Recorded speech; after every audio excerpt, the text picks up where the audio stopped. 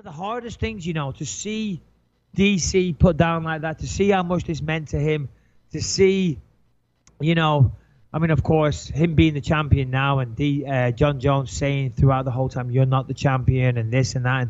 And DC having to validate himself as being a worthy champion, had to beat Jon Jones. He got beaten. He got knocked out. Obviously, we had the scene afterwards. It was tough, man. And being in the studios, because all those guys in the studios, they're all very friendly with him, to see how upset everyone there was. I can only imagine his family at home. Yeah, it was a crushing defeat for Daniel Cormier. Yeah, well, that's the other thing. It's like, it really does. You start to look at the title reign and you go, all right, does it delegitimize that title reign? And in my opinion, if I'm speaking very fairly, it kind of does. He never beat Jon Jones for the title. Yeah. I mean, I don't want to put that out there, but if you bring it up, then yeah, I guess, because he did beat him the first time. But listen, he was stripped. So that means that for that period of time, Daniel Cormier was the champion. You can't take that away. He was really the champion, but no, he wasn't able to beat Jon Jones. We know that. He has to look in the mirror, and this is, I think, why it becomes so emotional, because, like, obviously, number one, getting your ass kicked on TV like that, getting knocked out in front of your friends, family.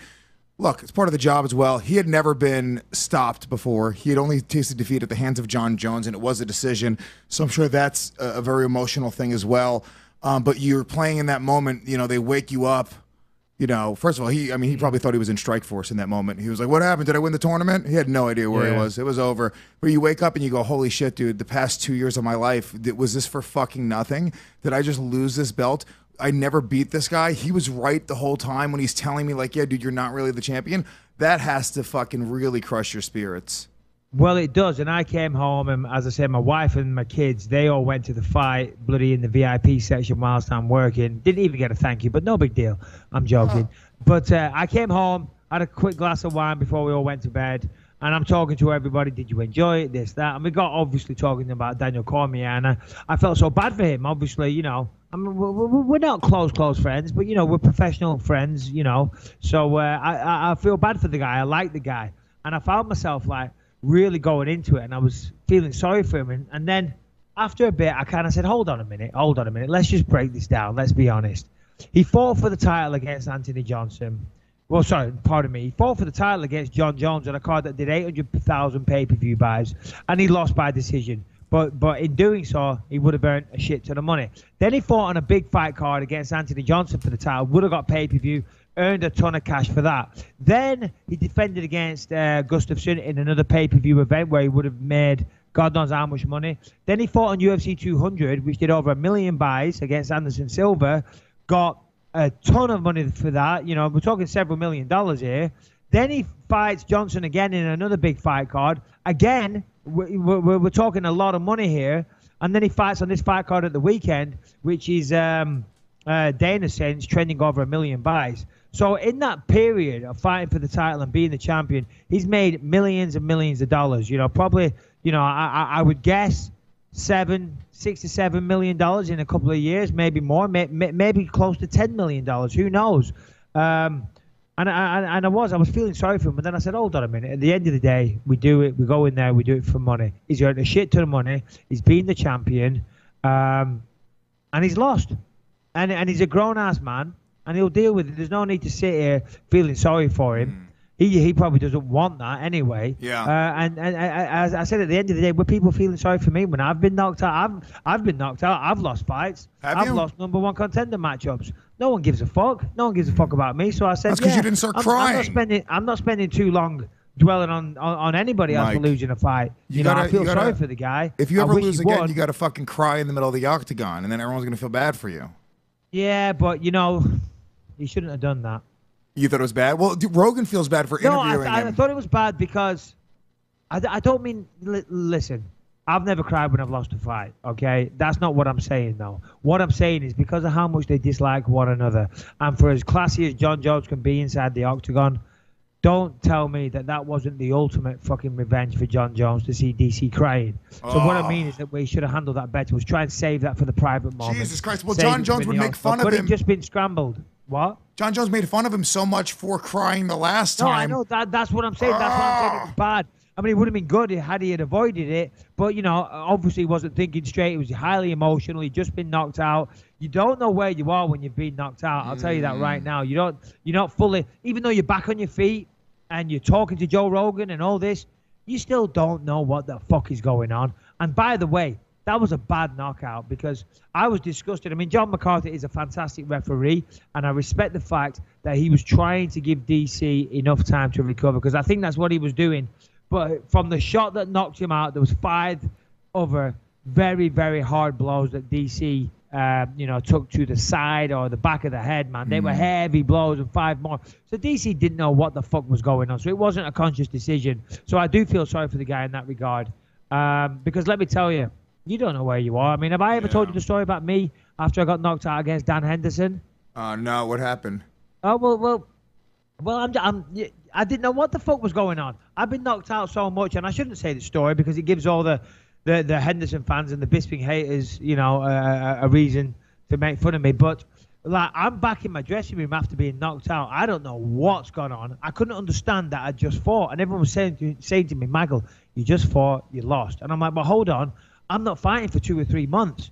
And I was like, in my mind, I'm like, did I step in last minute? Because I'm not supposed to fight for 2 months. And they go, no, Michael, you've been knocked out. I'm like, oh, right, I'm okay. Oh, I get it. So then I went to the shower, and then my manager at the time, I'm like, come here. And he come around the corner. I said, what's going on? He said, Michael, you just fought Dan Henderson. You've been knocked out.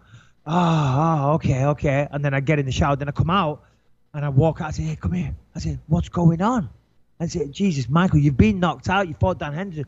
And I kept forgetting it over and over again. By the third time, I would have been like, nah, dude, no, you just fucked Dan Henderson's wife right in front of him. You need to go to the hospital. I'm like, I'm not going to the hospital. Like, no, Michael, you need to go. I'm like, why? When you've just been knocked out, for fuck's sake. We're sick of telling you. And I'm like, oh, shit. And anyway, so then we're in the ambulance, and me and Frank Mir are sharing an ambulance. He'd just been beating off Brock Lesnar. And me and Frank Mir in the back of an ambulance, feeling sorry for ourselves. And I look up, and I said to my old manager at the time, who can go fuck himself, I said, shit. You know, before when I said I was okay, obviously I was lying. I was like, yeah, now I'm okay. Oh, God. So it does take a long time to come around from a true knockout like that. Jesus Christ. Well, there was a famous thing where, Rogan went and interviewed Alistair Overeem after that one knockout recently where he was, he was like, oh, I guess he was saying he tapped or was something like that. And he just completely, he didn't know where the fuck he was. He didn't know what happened. And Rogan afterwards, he was like, yeah, I don't think we should be interviewing guys after they get knocked out like that. I think it's a weird thing. And now this time, Daniel Cormier is so emotional, just couldn't there was the saddest moment after the interview was the moment where he kind of like in real time, you just watched him kind of realize where he's like, he goes, he beat me once, he beat me again, so I guess that's that. Like, there was just a sad thing where he was kind of like, feeling it defeated. Was the realization. Yeah. The realization was he's beating me twice. But I've got to say, I had a ton of respect for Daniel Cormier in that moment to say, listen, because they said about the rivalry. He said, well, he's beaten me twice. I guess there is no rivalry.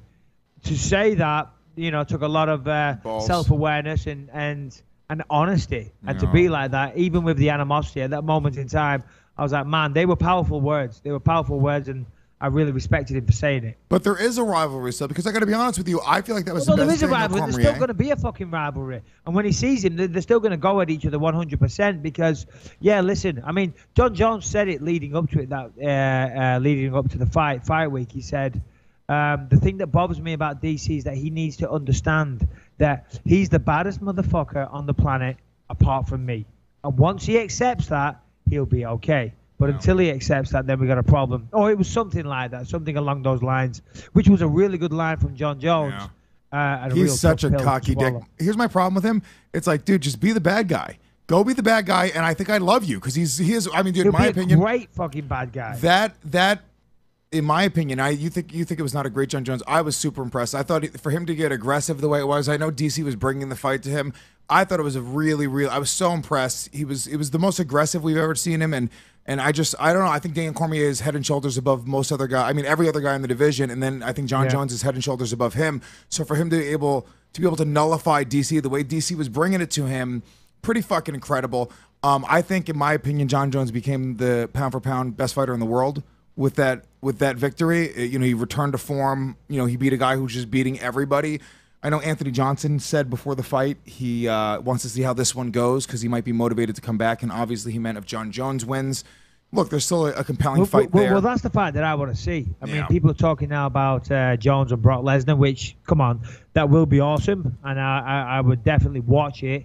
But in terms of light heavyweight division, I mean, Alexander Gustafsson piped up, and, you know, obviously he's going to do that. He had a really, really close fight with Jon Jones. But the one I want to see is Anthony Rumble Johnson. I'm really intrigued to see how that matchup will go down, because the reason I felt like, you know, in my heart of hearts that Jones would win was because Cormier, at the very essence of it, was still the same fighter. He might have been in a little bit better shape.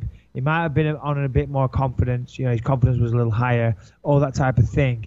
But ultimately, he's still the same fighter. And in that first fight, he couldn't out-wrestle Jon, and he couldn't outstrike him. And I hadn't seen anything since that first fight to make me feel any different. He's still not going to be able to out-wrestle him, and he's still at a massive disadvantage in terms of height and reach. So that was why. Now, Anthony Johnson, we've never seen that. And there is a guy that can knock anybody out with one shot, definitely. And actually has really, really good wrestling as well. So stylistically, that makes for an exciting fight. And they'll be able to sell it really well. That's the one I want to see. I don't think he's got any chance. I got to be honest with you. Jon Jones is too eclectic of a striker. He's going to be able to come at him from too many different fucking angles. He's going to be able to hit him 5 times before Anthony can land one shot. And look, I got to be honest with you as well. You know, Jon Jones has fought a lot of power strikers. I know that nobody like Rumble, but you know, all these guys, that's the story. Oh, they can put you out with one shot. OSP, he can put you out with one shot. Glover Teixeira can put you out with one shot. You see what Jon Jones does to these guys. He's never in any real danger. Yeah, I don't like Jon Jones. I think he's I hate his interviews. I hate his goody two shoes attitude, blessing God, thanking God every time he gets it. It's fucking annoying, dude. You're a 25-year-old badass, good-looking, tall fucking black dude who drives beautiful cars and fucks bitches. Be that guy. Be that guy. Smoke blunts, do coke in the off season. More power to you, my brother. But stop trying to be the Philippian fucking family man, power to Jesus guy, because it comes off as fake and I hate it. So to round up, congratulations to Jon Jones. Be a badass. Embrace the real person that you are. Commiserations to Daniel Cormier, and let's move on.